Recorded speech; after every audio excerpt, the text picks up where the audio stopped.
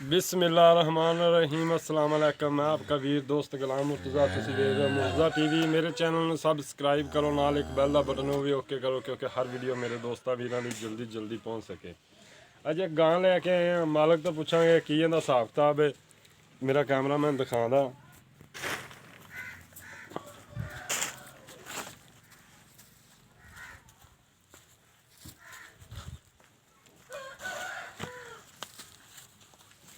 चंगा बहाना माशाल्लाह। सील गां देखो माशाल्लाह, बड़ी सील गां यार। गावां दा नेड़े नहीं लगन देनी माशाल्लाह जी माशाल्लाह। बड़ी प्यारी सील गां।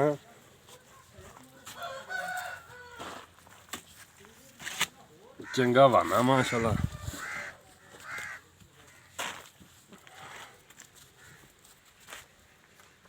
चौगी मुँह चोगे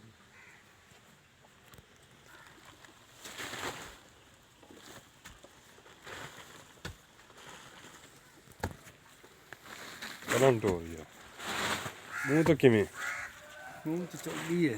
चौगी चौगी है हैं छिगी हैं छिगी है। हाँ जी सोना थान लग गया ये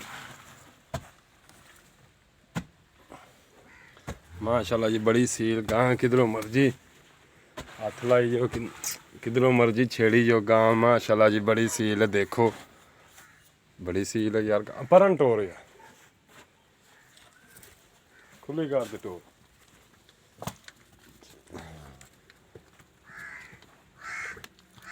आ जी बच्चा इंदा मगर है बच्चा। चल आया बस बंद दे। बच्चा भी माशाल्लाह चंगा ही बंद दे।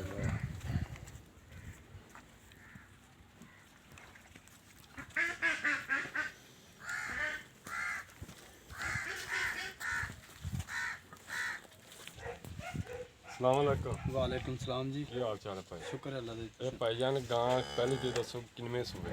दूसरे सुबह जी। मुंह तो छिगी की चौगी है? छिगी है जी। छिगी है।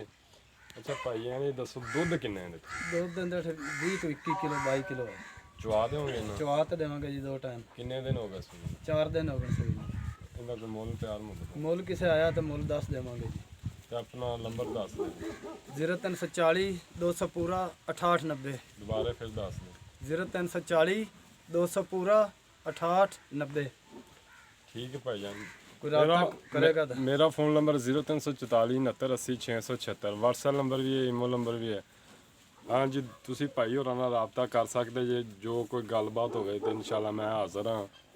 तो भाई होरां दा नंबर दे दिता है, राबता कर सकते जे। भाई होरी आंदे ने भी कोई दोस्त पूछेगा तो असीं दसांगे। ठीक है, इजाज़त दो, मिलने अगली वीडियो। पाकिस्तान जिंदाबाद। अल्लाह हाफ़िज़।